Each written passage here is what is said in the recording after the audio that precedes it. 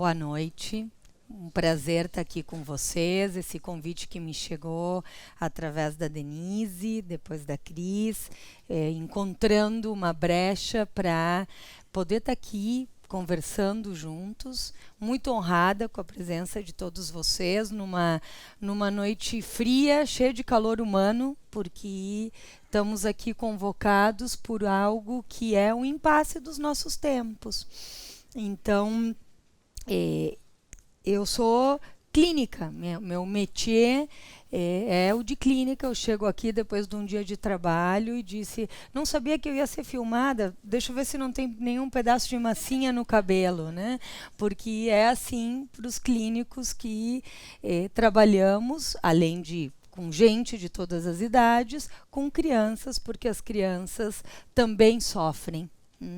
A gente quer poupá-las, mas a gente não se dá conta o quanto elas estão expostas ao que acontece no nosso tempo. E, particularmente, eu reflito muito, trabalho muito na questão de crianças pequenas, no exercício, portanto, da maternidade e da paternidade, porque tomar uma criança em atendimento é tomar junto com ela o pai, a mãe, a família, o gato, o cachorro, a escola, não nessa ordem, né?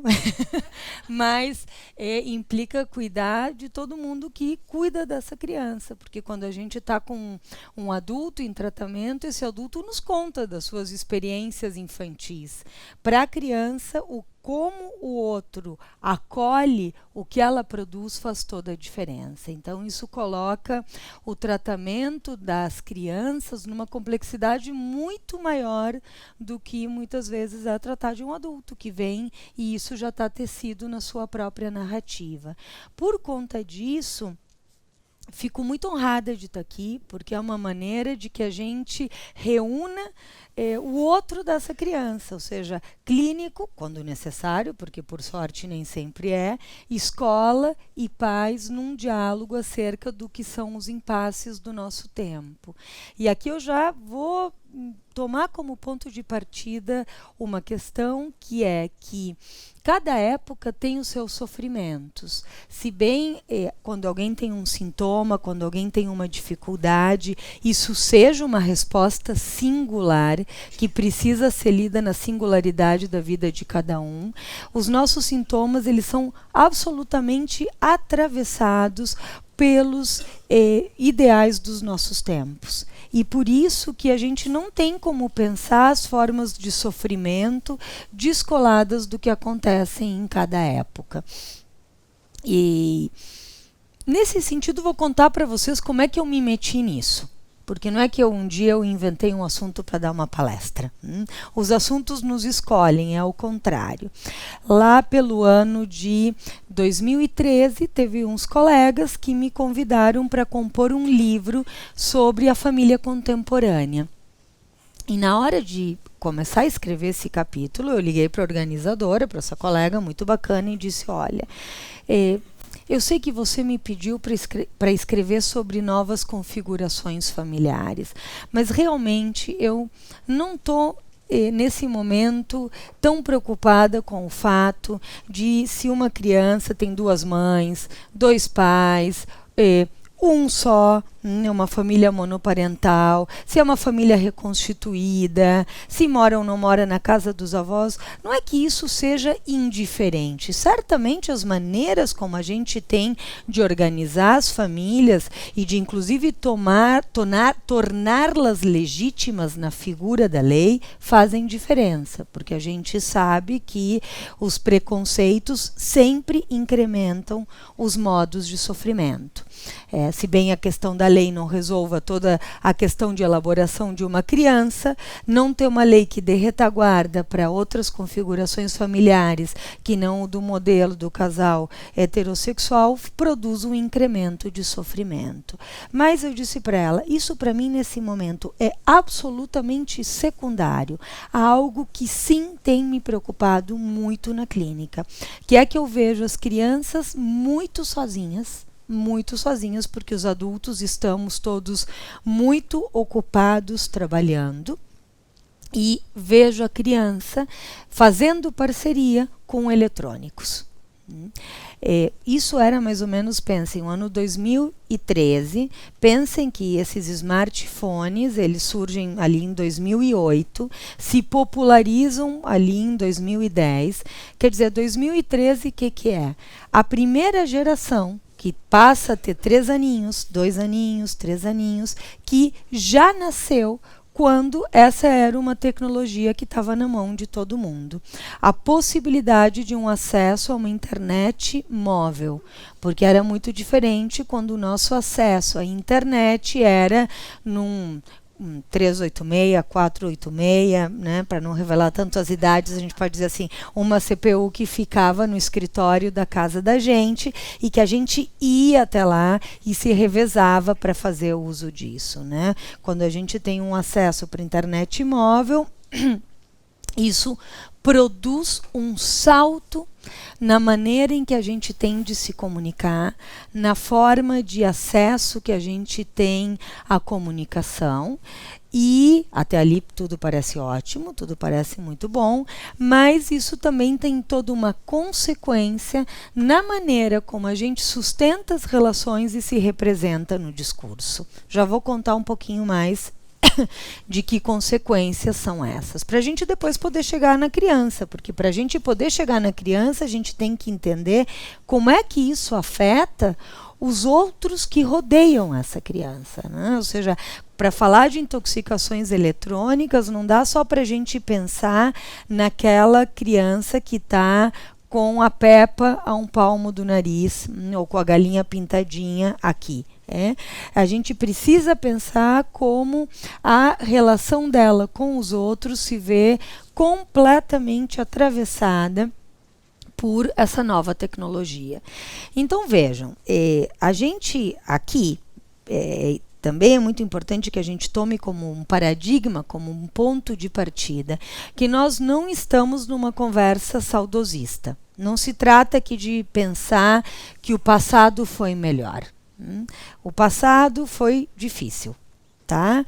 Então a gente não está numa idealização do passado e numa espécie de demonização da possibilidade tecnológica presente. Pensar dessa maneira não vai nos ajudar muito a encontrar, discutir aquilo que a gente precisa para seguir adiante de uma maneira interessante. Então não se trata aqui de demonizar o que aí está, mas de que a gente pense que a gente tem na mão, na atualidade, uma importante ferramenta que não está acompanhada da discussão ética que ela precisa.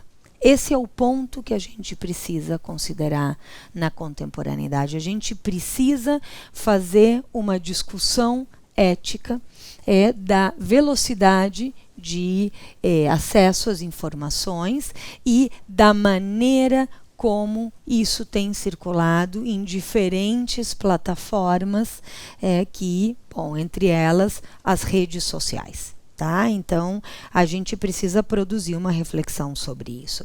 A gente não tem muita vontade de voltar atrás. Talvez esse encontro nem tivesse acontecido se a gente tivesse que ter trocado cartas por correio, ou talvez acontecesse daqui a muito tempo. Quer dizer, ninguém tem vontade de esperar 3 meses até receber uma resposta de um namorado, uma namorada que estão do outro lado do oceano, ainda que sim, às vezes, a gente pense que nesse ganho dessa velocidade algo se perdeu. Porque a gente tem na atualidade essa possibilidade de estar muito perto de quem está longe. Mas isso também tem nos feito conviver de uma tal maneira em que a gente fica longe de quem está perto. E acaba, muitas vezes, não conseguindo fazer valer o espaço onde a gente está e a troca com aquelas pessoas. Se bem eu não me caracterize por um saudosismo, me parece bem interessante o que algumas escolas vêm propondo, por exemplo, quando crianças vão fazer um acampamento, vão passar 2 dias longe da família, ou vão ter uma experiência em outro lugar, e dizer para eles sem celular. Vamos tentar estar no lugar e com quem está lá. Porque senão isso esvazia a possibilidade do que é se separar e viver uma experiência. E isso é algo muito importante para as crianças. Na atualidade, a gente vê muitas crianças que ficam num estado de permanente ansiedade, tendo que comunicar para sua mãe cada acontecimento, ou cada angústia, ou cada mal-estar, e isso tem consequências para a maneira como a gente elabora o que nos acontece.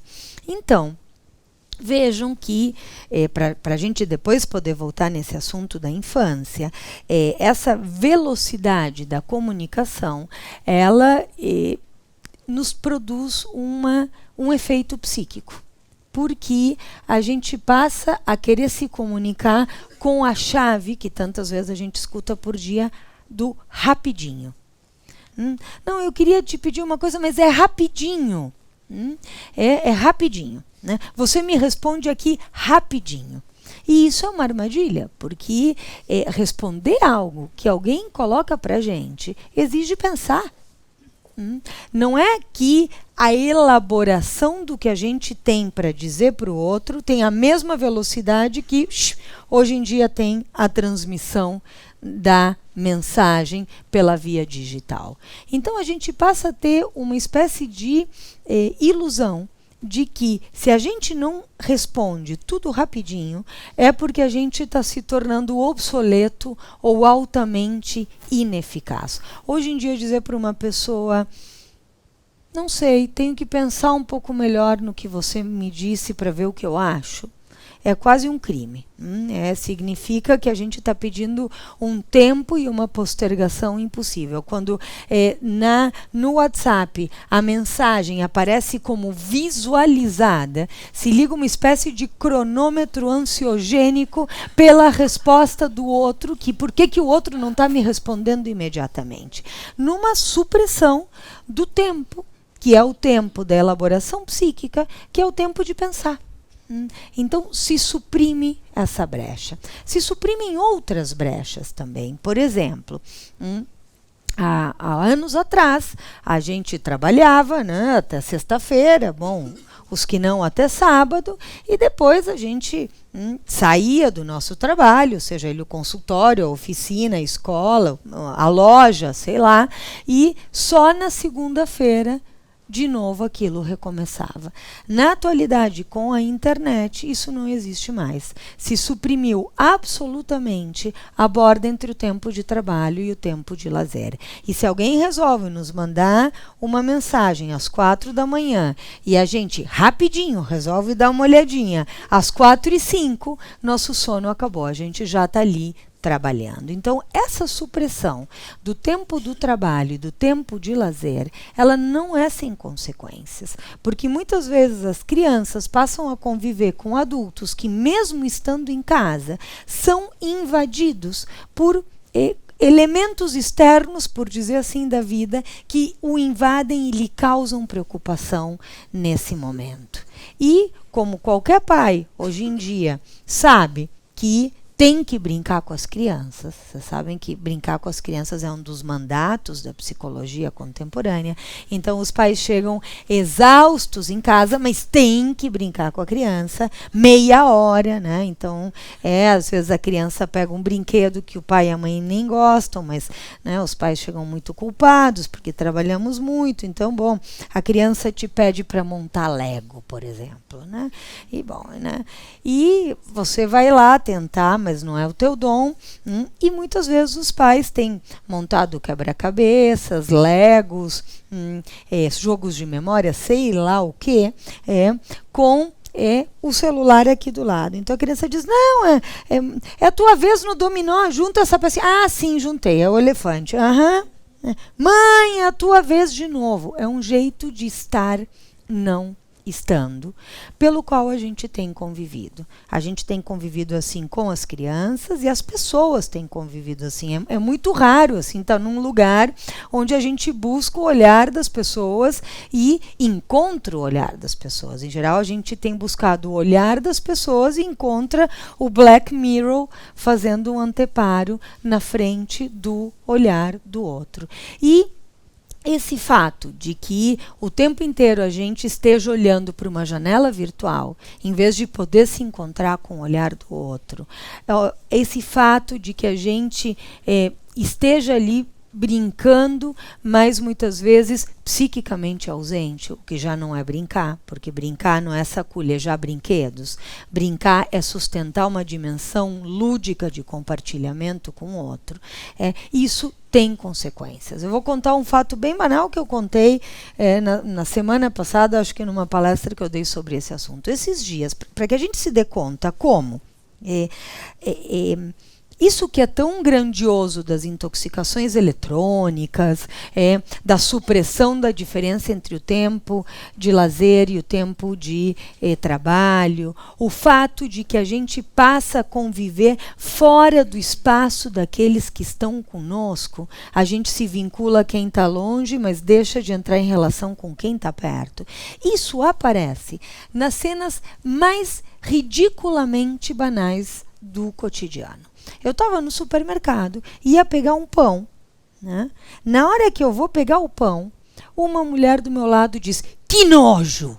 Mas assim, bem alto, assim, que nojo! Com o qual eu pulei para trás, né? Olhei para mim, porque olhei para ela, né? E aí ela, por sorte, me olhou, porque ela poderia nem ter me registrado, e eu digo, o quê?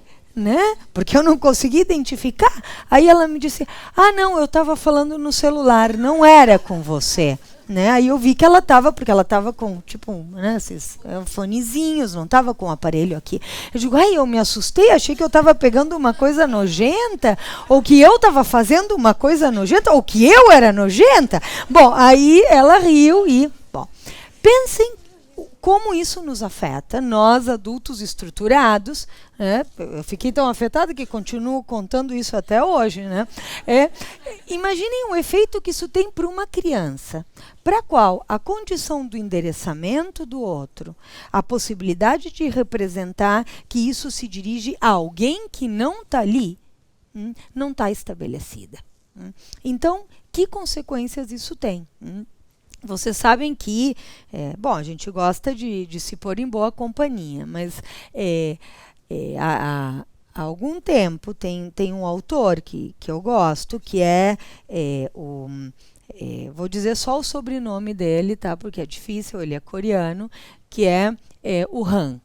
Que escreveu Sociedade do Cansaço. Eu não sei se algum de vocês já leu alguma coisa. É um livro bem fininho, muito complexo. Tem outro um pouco mais transmissível que se chama No Enxame. Ele é um coreano que leciona na Faculdade de Berlim. Ele é um filósofo que reflete sobre as questões do nosso tempo.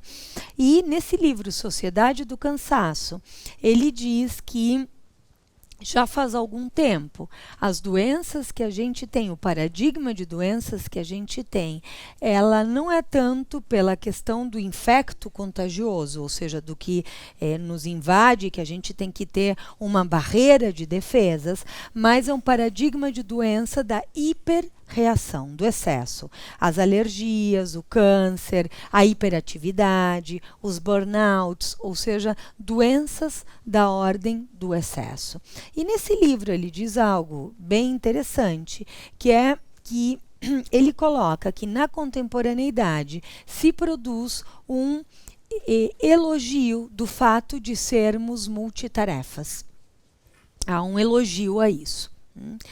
E ele diz, isso é um engano, porque qualquer animal é multitarefas. Qualquer animal se alimenta ou tem relações sexuais vigiando o horizonte para ver se ele não vai ser devorado por um bicho muito maior. E ele diz, o grande ganho da cultura é justamente o contrário, é a contemplação. É na contemplação que a gente tem um ganho cultural. E para situar isso, ele cita nada menos do que Walter Benjamin, dizendo que o pássaro onírico o tédio profundo é o pássaro onírico que choca o ovo da experiência. O tédio profundo é o pássaro onírico que choca o ovo da experiência. Ou seja, a gente precisa não ser produtivo o tempo inteiro. E a ideia da internet vem associada a uma noção de que já não se trata mais, como nos dizia Foucault, do controle da sociedade, de controle pelo cartão ponto. A partir do momento em que todo mundo tem acesso à internet, cada um se torna potencialmente um explorador de si mesmo, onde é preciso ser produtivo o tempo inteiro. E se suprime o tempo do lazer, se suprime o momento do tédio, se suprime esse momento do vazio, do não fazer nada, de poder contemplar pela janela, de poder sonhar dormindo ou acordado, de poder produzir esse momento em que a nossa mente, a princípio, não está dedicada, não está convocada para nenhuma atividade produtiva imediata e que, portanto, a gente pode evocar aquilo que nos acontece. Agora eu já estou juntando as minhas palavras com a do Han, mas vocês sabem que, como diz o Caetano, se você tem uma ideia incrível, é melhor fazer uma canção. Está provado que só é possível filosofar em alemão. Não sou boa cantando, mas posso dizer para vocês que muito disso que o Han diz já está na música e letra Parabólica Mará do Gilberto Gil.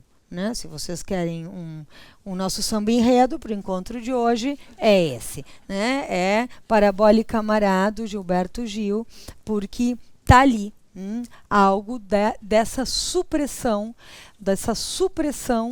do intervalo temporal, quando ele diz que a transmissão da informação acontece no tempo que levava a Rosa para aprumar o balaio quando sentia que o balaio ia escorregar. Nesse tuc, já a transmissão foi. E aí a gente vive o quê? Uma ideia de que a gente então pode estar permanentemente informado. Ou, se vocês quiserem, tudo errado em tempo real.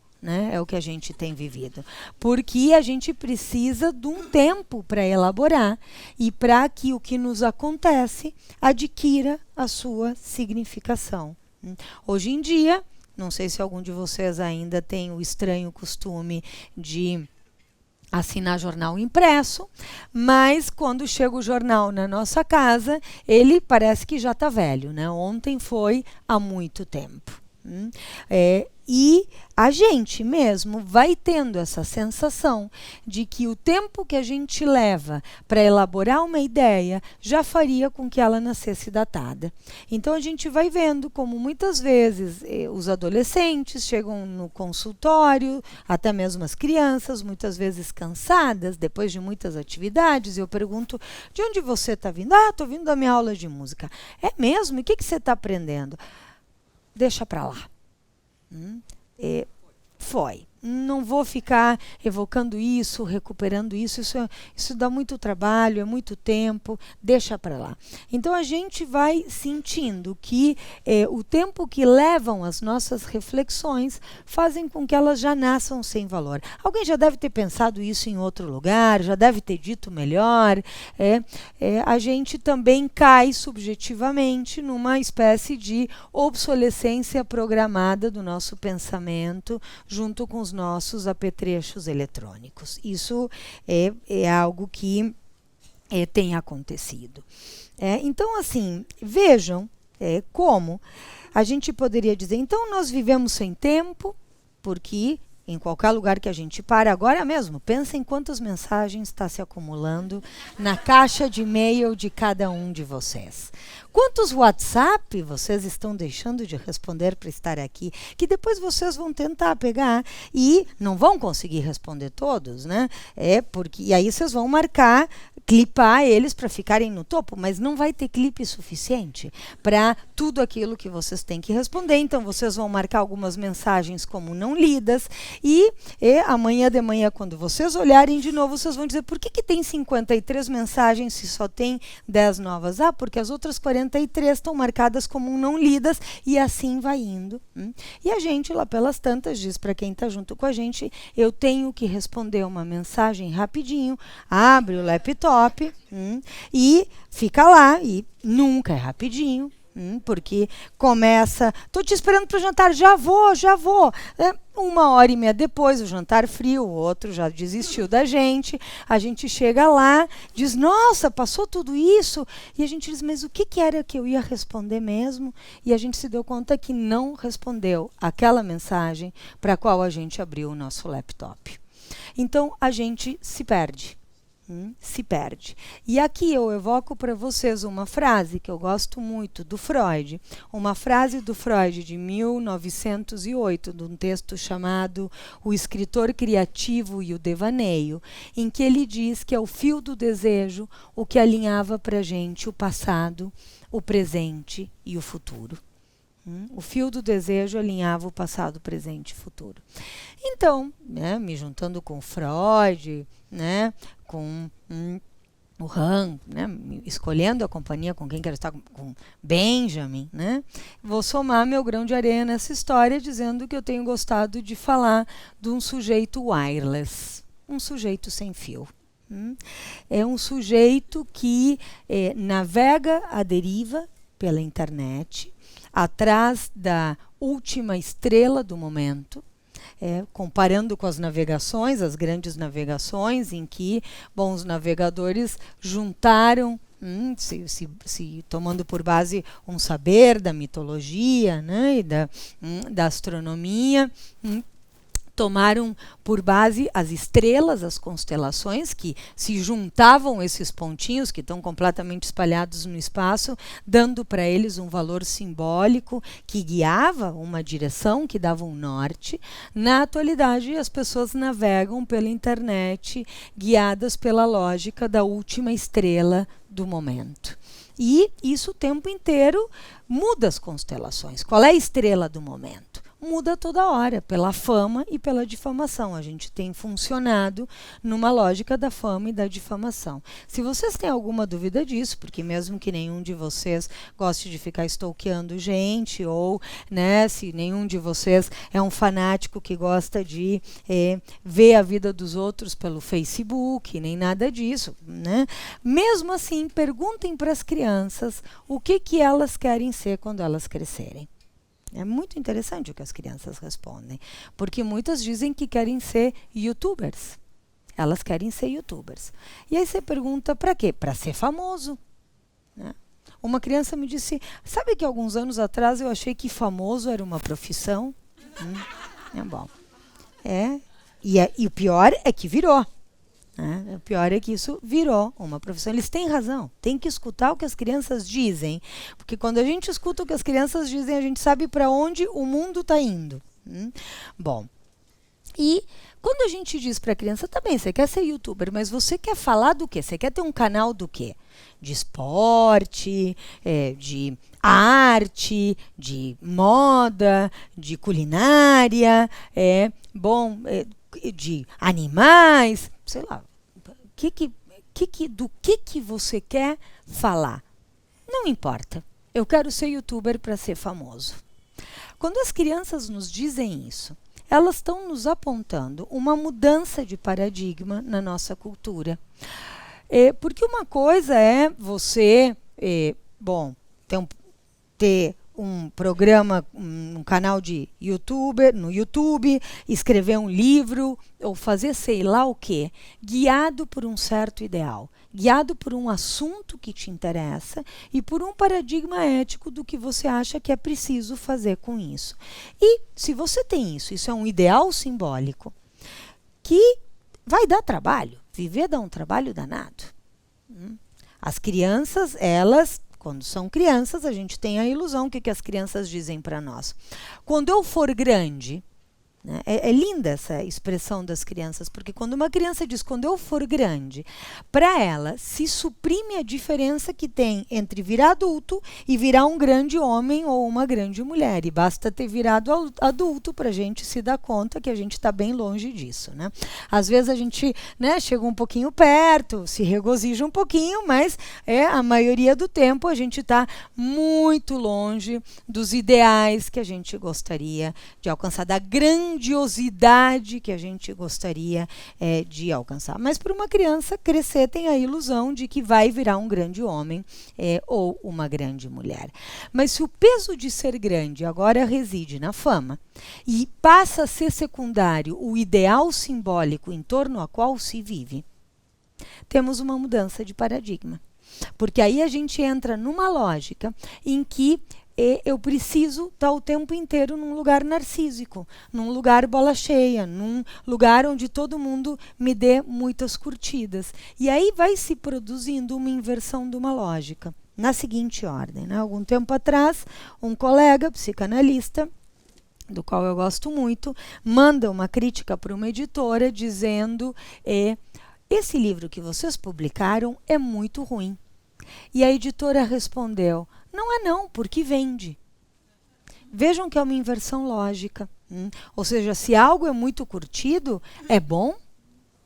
Vejam como é a lógica da fama e da difamação, em vez de uma reflexão ética acerca do ideal que tem em jogo. Porque, olha, às vezes na vida a gente tem momentos em que, à raiz de muito trabalho, a gente tem um pouquinho de sorte com os nossos ideais. Mas a maior parte do tempo, bem verdade seja dita, a gente paga um preço danado para sustentar os ideais pelos quais se vive. A gente muito mais se dá mal em nome dos ideais do que bem. Porque a gente diz, bom, né, paciência, né? Eu não vou ficar com a consciência tranquila se eu fizer isso dessa outra maneira, né? Vou me dar mal aqui, mas eu vou defender aquilo que eu acho certo. A gente muito mais se ferra do que ganha em nome do ideal. Mas então, vejam, se a referência passa a ser ganhar, em vez de um norte, de um ideal simbólico, vejam como isso acaba produzindo uma extrema fragilidade psíquica e uma grande fragilidade dos laços coletivos, em que as relações elas também passam a se guiar por uma lógica de, bom, me plugo a quem me convém, me desplugo de quem não me convém. Isso tem acontecido, é a lógica da fama e da difamação. E isso que parece acontecer só num espaço virtual, não acontece só num espaço virtual, porque a cidadania ela vem sendo radicalmente substituída pelas redes sociais. As redes sociais, vejam que curioso, cujo símbolo de like ou dislike, reza a lenda, era o mesmo que usavam nas grandes arenas do Coliseu para decidir se um gladiador seria poupado ou seria morto. Isso é uma lenda, porque na verdade dizem que esse símbolo tanto faz, era...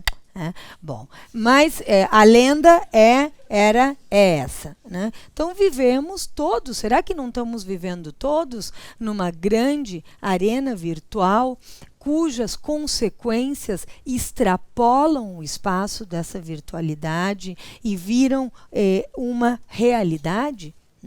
Bom, vejam que quando começa a internet ela é gerida por uma junta civil, justamente para evitar que ela fosse instrumentalizada por poderes de governos, enfim, poderes de empresas. Bom, mas aqui que eu digo que a ferramenta está lá, mas nem sempre vem acompanhada, ou para nada está acompanhada de uma discussão ética à altura.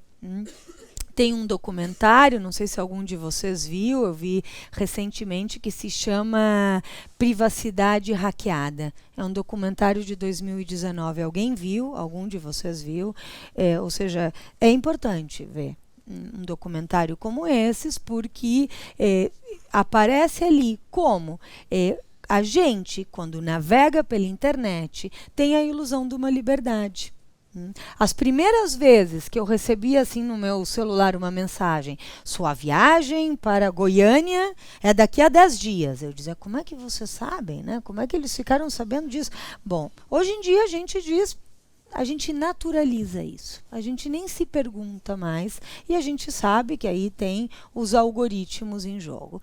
E aí a gente diz: bom, mas que problema tem a minha pegada digital, se eu não estou fazendo nada de errado?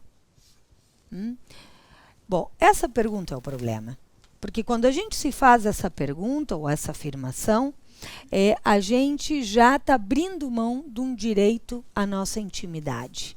A gente está naturalizando que isso possa ser um dado vendável, que, bom, tem consequências posteriores. Então, isso que eu estou dizendo aqui para vocês não é o que está dito dessa maneira no documentário, mas conversa com o que aparece ali.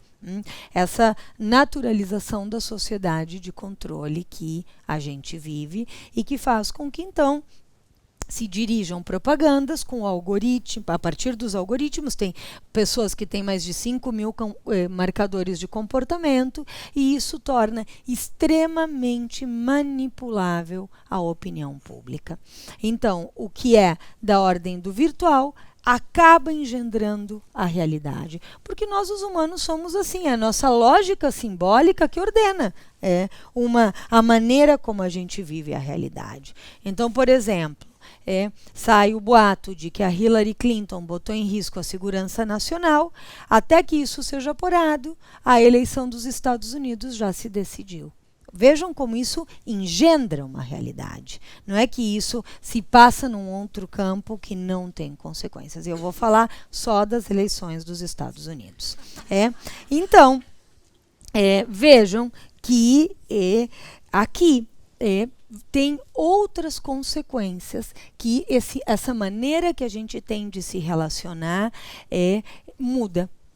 Porque a gente vai vendo um encurtamento discursivo, a gente vai vendo uma forma de comunicação por slogans que uns se confrontam com o outro. Então a gente vai vendo uma polarização do discurso, em que tudo aquilo que é mais complexo, do depende, do que exige uma análise maior, isso aí leva muito tempo. E quem é que tem tempo? Com tanta coisinha para ver, picotada. Ninguém tem mais tempo. Então a gente vai vendo uma lógica que retroalimenta um discurso raso, e o que é o mais analítico vai ficando mais embaixo ali. Não é o mais lido. E, bom, esse é melhor porque é mais visto. Essa é a lógica que acaba se impondo. Isso acontece também, parece distante, com as crianças, porque a gente vai vivendo uma ideia na contemporaneidade de que tudo a gente busca no Google, né? O Google virou o oráculo da contemporaneidade. Perguntem para uma criança, quem sabe. Ela vai te dizer que é o Google. Para as crianças, elas têm claro que quem sabe é o Google. E o Google tem as suas funções de autocompletar. Certo dia, de madrugada, também, umas ideias ruins que a gente tem de madrugada, né? Mas que são inevitáveis, porque às vezes a gente dormiu e é assaltado por algo que estava ali. Às vezes a gente tem insônias porque quando nos falta tempo durante o dia, nos falta tempo vazio durante o dia, a nossa cabeça se ocupa de criar um momento vazio no meio da madrugada para que a gente possa, fazer algo com esse pensamento que não pôde vir ao longo do dia. Então, eu, um dia de madrugada, disse: o que será que vai aparecer se eu digitar "o meu filho é"? E fiz isso, coloquei "meu filho é". Os algoritmos do Google completaram o seguinte: agitado, nervoso, hiperativo. Depois eu coloquei "meu filho tem", e a resposta foi autismo leve. Ou seja, das 4 respostas completas, 2 são entre as 3 grandes epidemias diagnósticas da atualidade. E aí a mãe está ali, né, e diz, bom, vai ver que era isso que eu queria saber mesmo. A gente pega aquele cardápio lá de psicopatologia, que é um cardápio, e a gente começa a encontrar um monte de sintomas, onde inevitavelmente a gente se encontra com muitos desses sintomas. Em todos nós. O problema é quando a gente começa a olhar para uma criança desde a lente da patologia. E aí muita coisa que não era nada disso, não estou dizendo que não haja dificuldades dessa ordem, mas muita coisa que não era isso acaba virando isso, porque se olha para a criança desde essa lente. Então isso é uma lógica que retroalimenta o que é uma repetição sintomática dos nossos tempos, que as pessoas vão buscar isso, então isso está imposto e isso faz com que mais pessoas se leiam desde essa chave. Portanto, isso passa a ser buscado mais e assim por diante. Então vejam como vai se produzindo um efeito de retroalimentar uma posição de um discurso fechado, sintomático, que repete o pior, em vez de abrir para, o tempo, esses 3 pontinhos suspensivos, né, digamos, eu diria para vocês, essa frase maravilhosa do Walter Benjamin, o tédio profundo é o pássaro onírico que choca o ovo da experiência. Uma das figuras possíveis para isso seriam os 3 pontinhos não completos. Esse momento em que a gente fica com os nossos 3 pontinhos suspensivos do nosso pensamento e que a gente tem que encontrar o que fazer com isso. Do que a gente vai brincar? Não tem nada para fazer. Pois é, não sei. Né? Essa hora em que a gente fica ali catando uma ideia, tentando dar forma. E esse espaço, ele é decisivo para que a gente possa elaborar aquilo que nos acontece. Para que a gente possa juntar os elementos da nossa vida de uma maneira inadvertida. Porque o problema é que quando a gente tem o nosso sistema perceptivo permanentemente inundado por uma nova informação, a gente perde o tempo necessário da evocação. A gente não tem tempo de dizer, deixa eu lembrar o que aconteceu hoje. Estava aqui pensando, me lembrei de uma coisa que eu vi hoje. Bom, a gente não tem mais essa possibilidade. Quem de vocês tem conseguido rever filmes ou reler livros? Se sempre tem uma série a mais, com vários capítulos a mais e uma temporada a mais. E quando a gente relê um livro ou revê um filme, a gente se rehistoriza. A gente pensa, bom, eu continuo gostando disso como eu gostava naquela época, ou o que eu vi nisso naquela época? Não tem mais nada a ver com isso. A gente produz uma historização de si e sai dessa voracidade do sempre novo e do algo a mais. Estou aqui cuidando do tempo para a gente poder ter tempo de vocês se colocarem e falarem. Então, bom, tem vários aspectos de tudo isso, mas acho que isso dá um pano de fundo do que a gente tem vivido nessa supressão do tempo e do espaço, nessa perda do alinhavo, do fio do desejo, porque o WhatsApp produz uma proliferação de demandas picotadas em que a gente se perde da direção do nosso fazer. A gente tem falou do encurtamento discursivo, da lógica da fama e da difamação. Então esse é um pano de fundo muito importante para que a gente entenda com que lógica também esse celular ele é entregue na mão de uma criança. Ele é entregue na mão de uma criança porque na atualidade, vejam, que tolerância o mundo tem por uma criança que faça bagunça no espaço público? Muito pouca. Então, assim, é muito fácil apedrejar um pai ou uma mãe que entregam o celular para o filho. Mas o problema é que qualquer criança que está por ali correndo, brincando, desordenando, os pais são olhados com cara feia, porque há uma retirada do coletivo em relação ao que é uma criança. Não dá mais para entrar em relação com um filho de outra pessoa. Por vários motivos, né? Nem para ser amigo, porque vão desconfiar de você hoje em dia, né? Todo mundo pensa que o outro é um potencial pedófilo, há uma relação paranoica entre as pessoas, de verdade, isso é muito triste.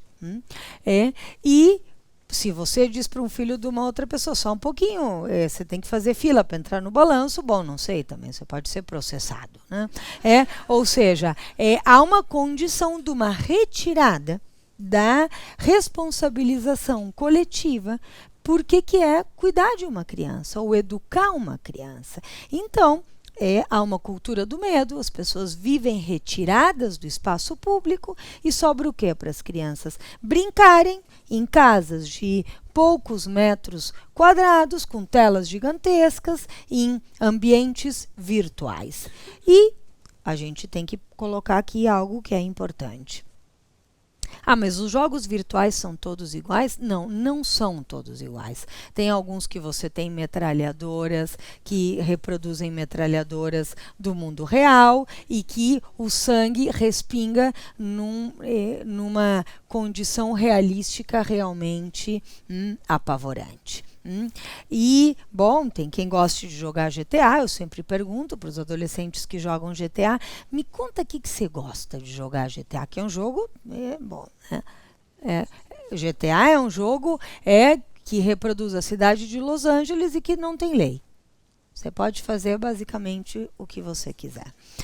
E então isso permite algo violento, né? Mas é verdade, muitos me dizem, não, mas eu gosto de jogar GTA porque, vejam, lá no GTA eu posso roubar o carro de uma velhinha, né? Empurrando ela para fora do carro e pegar o carro dela, mas assim, não é uma velhinha de verdade, porque eu não faria isso com uma velhinha de verdade. E é verdade.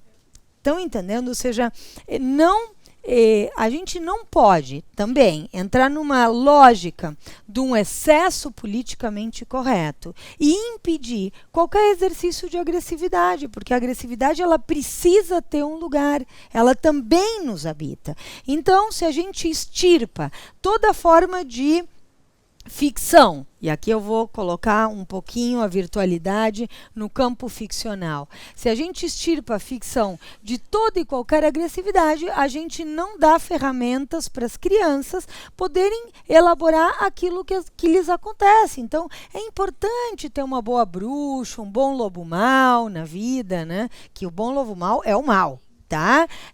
Ou seja, a boa bruxa é a bruxa, né? Porque, vejam, por exemplo, né? Para pensar no Facebook, né? A Rainha Amada Branca de Neve é um paradigma perfeito para a gente pensar no Facebook. Só que em vez de dizer espelho, espelho meu, ela diria face, face meu. Ou seja, isso existe. Não é que isso não existe.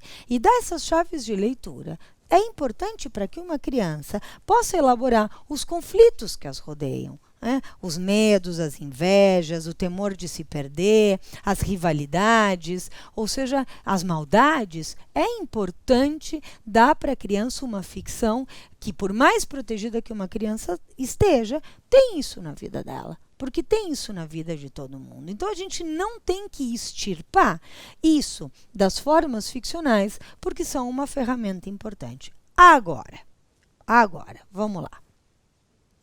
O que acontece quando se joga um jogo que prima por uma sideração sensorial, é incrível, é um espetáculo performático da violência, sem conflito ético nenhum? Aqui não é indiferente que tipo de material ficcional a gente também oferece para as crianças. Porque tem muitas crianças que chegam lá no consultório, eu tenho lá umas espadas e me dizem luta. Eu digo, tá bom, eu luto. Quem eu era e quem você era.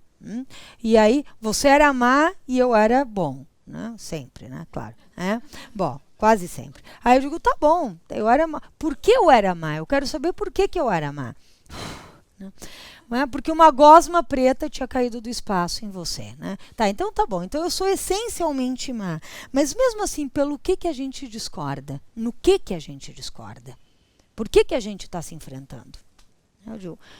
Eu luto, mas eu preciso de uma causa. Eu não consigo lutar sem causa. Eu realmente preciso de uma causa para lutar. Aí eu luto até o fim. Bom, o que acontece quando se oferecem esses espetáculos? Tem muitos jogos que são incríveis desde o ponto de vista sensorial, mas que não tem narrativa.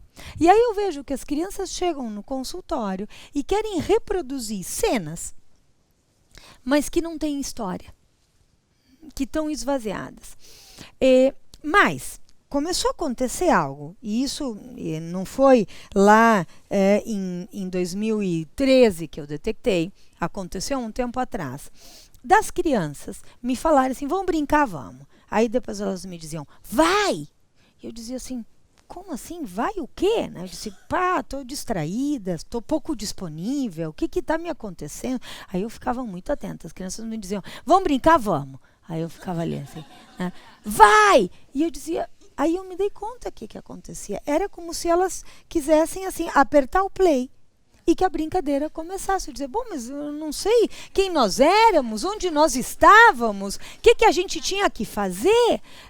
Bom, então aí vocês veem algo que é muito importante, porque claro que a gente, quando começa a se encontrar com uma sociedade cujo paradigma é o da fama, cujas formas ficcionais são espetáculos performáticos, a gente começa a ficar muito preocupado, porque depois não é sem consequências. Eventos como o que aconteceram em Suzano há pouco tempo.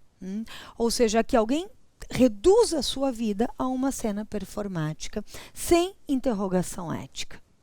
Ou seja, é preocupante. E isso é algo que tem acontecido muito e que tem acontecido em diferentes lugares do mundo e que, de fato, tem que nos preocupar. Ou seja, reduzir a vida a uma cena performática que traz fama. Esse é um ponto. Tirando essa fatia, que certamente é a mais grave, e que é completamente diferente do que alguém que tem uma borda entre a fantasia e a realidade, que vai lá, faz um joguinho ali meio violento, mas na realidade procede de uma outra maneira, do que quem pode se confundir com isso, porque tem só esse referencial e tem um esvaziamento da troca de experiências com aqueles que os rodeiam. Por isso, assim, já vou dizer para vocês, se vocês acham que eu vou dizer para vocês quantas horas por dia uma criança tem que ficar no celular, eu vou dizer o seguinte, eu não vou dizer, sabe por quê? Porque não precisam. Está cheio disso na internet. Está cheio de tabela da Sociedade Americana de Pediatria e disso. Exato, vocês não precisam de mim para isso. Eu quero dizer para vocês, quero fazer para vocês uma outra pergunta, que essa é a pergunta importante, no lugar do que isso está. Porque, por exemplo, quando a Sociedade Americana de Pediatria diz que uma pessoa de 12 anos pode ficar nos eletrônicos, de maneira geral, de 2 a 3 horas por dia, eu pergunto para vocês, que 2 a 3 horas por dia? As que vão das 6 da tarde às 9 da noite ou das 7 da noite às 10 da noite, que é um momento em que muitas famílias têm para conviver. A maioria das famílias, é difícil uma família de classe média hoje em dia que conviva com os filhos mais do que isso. Eu sei que vocês aqui estão num ambiente muito seleto, contracultural, bom, mas essa é a realidade da maioria. E se vocês fazem de outra maneira é porque vocês fizeram um grande esforço para fazer de outra maneira, porque não é a lógica dominante. Então, se nessas 2 ou 3 horas, a gente está completamente frito. Frito, mesmo. Assim, esse é o diagnóstico, frito, tá? Porque, vejam, tem crianças que me dizem, meu pai começou a falar de um problema de trabalho e aí eu fui embora para o meu quarto jogar videogame. Como assim? Mas teu pai não estava com problema? Que problema? Sei lá, eu não posso resolver o problema do meu pai. Não, tudo bem. Claro que é difícil, mas pensando junto é que a gente constrói a solução para os problemas, trocando uma ideia. Não é que a solução está pronta, não é que você dá a solução para o outro. Trocando uma ideia, a gente pensa, além do mais, não te interessa saber o que está acontecendo com alguém próximo que está sofrendo? Vocês percebem o que é que a questão não é simplesmente jogar lá, ainda que, claro, a gente tem o direito como pais ou também de fazer objeção e dizer isso não. E como clínicos também detectar quando algo não está fazendo bem para uma criança. Eu me lembro de um dos meus pacientezinhos que ele vivia, cuidado, os bandidos vão me pegar. Ele vivia paranoico e ele só assistia programas de desenho animado, desses de Batman e Homem-Aranha, mas desses contemporâneos, não daquele Batman que usava sunguinha por cima da calça, né? Era um mundo do mal e do bem o tempo inteiro no enfrentamento. Então, assim, gente, vamos começar a ver algum outro tipo de ficção também, porque senão isso vira a chave de leitura da criança. Mas além disso, além da ficção que se oferece, se trata de como isso está permeado por outras formas de troca. Por isso que vocês vão dizer, bom, mas mais porcaria do que a gente via na televisão? É verdade, a gente vê muita porcaria na televisão, mas a televisão está ligada ali, a gente pode conversar aqui, dizer que porcaria aquilo, né? Opa, que ridículo, né? A gente pode conversar, enquanto que quando cada um está com o seu aparelho, a gente não tem a menor ideia do que a criança está vendo. E aí depois retorna no discurso dos pais. Baleia azul, Momo, a Momo está assombrando os pais. A Momo não está nos desenhos das crianças. A Momo assombra os pais porque é a hora que os pais se dão conta que eles não têm a menor ideia do que os seus filhos estão vendo. E que está acontecendo uma transmissão para a criança não mediada pelos adultos que afetivamente importam na vida da criança. Esse que é o problema. Esse que é o problema que a gente tem na contemporaneidade, porque aí a criança, a gente tem um paradigma de uma criança que teoricamente tem acesso a toda informação. As crianças do início da psicanálise, há 120 anos atrás, eram crianças inibidas, porque os adultos mentiam para ela, davam evasivas, impediam as suas investigações. A gente agora tem uma criança que teoricamente tem acesso a toda informação, mas ela não tem com quem singularizar os seus percursos investigativos. Então, é uma criança que muitas vezes fica profundamente só, perdida nas suas perguntas, não conseguindo diferenciar aquilo que a interessa. Então, as crianças me diziam isso, vai! E eu vejo as crianças na praia. As crianças na praia, às vezes, está cada uma viajando na sua maionese. Por um lado é ótimo imaginar sozinho, mas por outro também tem a ver com o fato de que eu dizer para o outro o que eu imagino dá muito trabalho. A gente acha que uma criança é muito inteligente porque navega por ícones, porque a gente aprendeu isso muito tarde. Primeira vez que eu peguei um smartphone, eu perguntei, cadê as instruções? E riram da minha cara, claro, não tem instruções. Você vai assim, numa lógica binária. On, off, você vai indo. Sim, não, sim, não, sim, não. E até se perder, né? Mas a lógica, ela é binária. Então, além de que se entrega isso na mão das crianças e os adultos ficam admiradíssimos, que as crianças são inteligentíssimas porque fazem isso, ainda se vendem uma quantidade infernal de joguinhos que se prometem estimular a inteligência da criança para fazer correspondência de formas geométricas, de cores, de contar em inglês ou de coisas do gênero que não tem nada a ver com aquilo para o qual a linguagem importa e os conceitos importam. Construir um conceito, ele serve para o quê? Para representar o mundo que nos cerca. Se eu decoro o que é um triângulo, isso aí não vai me servir para muita coisa. Então, eu recebo crianças no consultório que pegam abacaxi e dizem pineapple. O abacaxi, olha só, a fruta parece que tem uma coroa, olha que ridículo, você acha um rei? E a criança nos olha e pega e diz orange, e por aí vai. Mas isso tem um sabor, isso tem uma história, isso tem uma evocação. Não, muitas vezes é simplesmente a repetição de um fragmento de um joguinho da internet, que impede que a conversa flua, que impede que a gente invente com isso. Então, a gente não se dá conta de que entre a lógica binária da internet, em que a gente junta duas forminhas, né, do jogo da memória e faz piririm, e aquilo desaparece. As crianças hoje em dia pegam as duas peças e não sabem o que fazer com elas, porque é um mundo sem resto, um mundo virtual.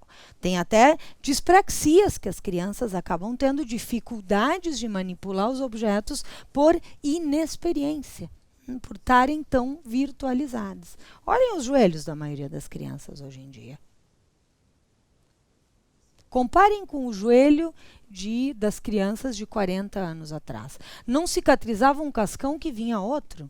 E tem tantas hiperativas na atualidade. É porque as crianças estão muito doentes ou porque mudou a régua com a qual se mede o fenômeno? Isso aqui é o que a gente tem que pensar. Porque senão a gente cria exércitos de adoentados. Por quê? Porque lhes falta uma experiência que lhes seja estruturante. Porque chegar para o outro e dizer, vamos brincar? Vamos. Quem você era? Eu estava vestido assim, aqui tinha uma montanha e a gente não conseguia subir. Dá um trabalho. Quando a gente faz de conta, a gente passa mais tempo combinando do que fazendo a cena. É que nem uma peça de teatro. Dá muito trabalho que o outro imagine o que a gente pensou. A gente tem que imaginar, transformar em palavra o que a gente imaginou, dizer para o outro tem que pegar a palavra da gente e imaginar, e depois a gente tem que transformar tudo isso em ação. Dá um trabalho. Então, se dá tanto trabalho, por que a gente não vai jogar Minecraft? Porque aí eu já tirei os violentos, né? Vou falar dos criativos. Né? Vamos falar dos jogos criativos muito mais legais e tal. Mas tem uma coisa, o cenário está dado. Quem eu sou, o outro vê. Eu não tenho que fazer algo que é muito trabalhoso, que é transposição de registro.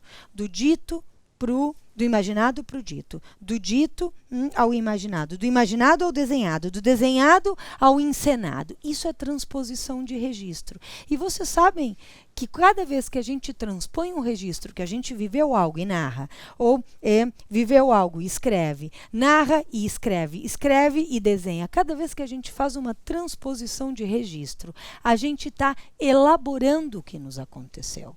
É isso que produz uma elaboração.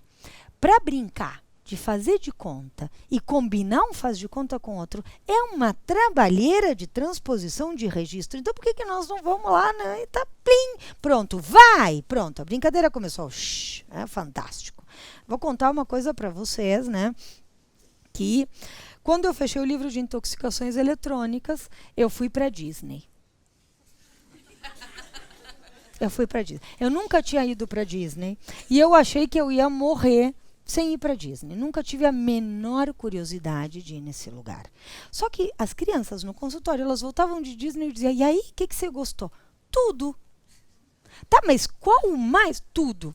Era um arrebatamento sensorial que era tudo. E eu tive muita curiosidade de ver o que era isso, o que eram esses simuladores, né? Que é uma sensação de que, bom, será que as pessoas vão precisar ter vida ou podem ficar sentadas numa poltrona com um soro e um óculos virtual que isso vai dar conta? Né?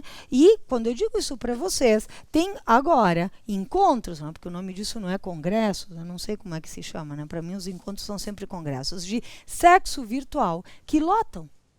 Né? Porque, enfim, as pessoas querem pôr os oculinhos, ou seja, é a supressão total da alteridade, né? Ou seja, cada um retido na sua fantasia. Só que profundamente só. Como essas crianças que eu vejo cada uma viajando na maionese sozinhas, mas sem poder passar o trabalho de transposição de registro, que é dizer para o outro o que eu imaginei. Né? E mesmo que vocês acreditam que que diferença faz, né? Bom, isso que parece tão inútil faz toda a diferença para escrever, para entender um texto. Isso faz falta depois também para as formas de aprendizagem formal, porque isso também é a transposição de registro. Bom, então vejam como as crianças, longe de estar poupadas, elas estão expostas a isso. Porque falar um pouquinho mais dos pequenos, que muitas vezes eles ficam retidos em vez de causar no espaço, né? Porque quando a gente está no aeroporto e o outro voo atrasa, o que a criança vai lá? Vai enfiar coisa na lixeira, né? Vai mexer na bolsa da vizinha, vai fazer esse monte de coisa que vão dizer para ela, aí não, aí é sujo, não, isso é da vizinha. Ela vai fazer todas as interações que informam ela da legalidade real e simbólica do espaço. O que está bem complicado, porque num mundo onde adultos entram no Museu do Holocausto para caçar Pokémon, vocês veem que as bordas simbólicas do espaço, elas estão um pouco perdidas para todo mundo, né? Então, bom, mas quando uma criança faz isso, ela se estrutura, ela aprende. O outro lhes diz coisas importantes. E mesmo se, no melhor dos casos, ela tem um outro ali que não fica só dizendo aí sim, aí não, aí sim, aí não. O que a gente faz quando a gente está com uma criança entediada? A gente evoca uma brincadeira. Ou seja, o que os adultos faziam antes de deixar a Peppa um palmo do nariz com a criança num restaurante? Faziam dobradura de guardanapo, brincadeira com palitinho, umas mais obscenas e outras menos, cada um que lembre das quais brincou. E, bom, ou seja, a gente vive uma experiência de transmissão de algo que, se a gente não tem uma criança ali na nossa frente, a gente não vai evocar. E aqui o que eu quero dizer para vocês é que isso não é bom só para a criança, é bom para o próprio adulto, porque nos tira da nossa rigidez e nos faz visitar o mundo com o olhar de uma criança, evocando brincadeiras da nossa própria infância. Muitas vezes os adultos dizem isso: nossa, eu tinha esquecido disso. Quando eu estava com um pequenininho, me lembrei. Olha só, olha que favor as crianças nos fazem. E outras a gente inventa. Ainda por cima, outras a gente inventa, porque para cada criança, às vezes a gente inventa uma brincadeira. Tem brincadeiras que eu só fiz e farei, talvez, só com um paciente no consultório. Uma musiquinha que a gente inventa para uma palavrinha que a gente inventa para uma criança. Então, visitar o mundo pelos olhos de uma criança, em vez de paralisá-la nessa tela, porque ela incomoda e desacomoda, é muito importante também para os adultos sairmos da nossa rigidez performática e produtiva e podermos dar lugar na nossa vida para compartilhamentos lúdicos, porque brincar não é sacudir porcaria da Fisher-Price. Brincar é abrir lugar para um prazer compartilhado. Gosto da Fisher-Price, não quero ser processada, né? Porque, né? Eu vou acabar, né? Porque está tudo sendo gravado hoje em dia, então se pegam só esse trecho, eu tô frita, né? Bom, então, enfim, é o problema para que isso aqui não quebre a intimidade que a gente precisa para que o encontro aconteça. Percebem? Para que a gente, de fato, possa dizer aquilo que passa pela nossa experiência. Porque senão a gente fica na ilusão de sempre rever a vida virtualmente. Festas de crianças em que os pais, né, então, provavelmente não seja o que vocês vivem aqui, mas que está cada pai, cada mãe com um celular. E, em vez de olhar para a criança, cada um está olhando através da tela. E a gente não se dá conta que quando a gente liga a tela, não é que a gente capta a cena, a gente introduz um elemento que impede que aquela cena acontecesse, como poderia acontecer se não tivesse essa tentativa de permanente registro para além do que nos marca na nossa própria memória.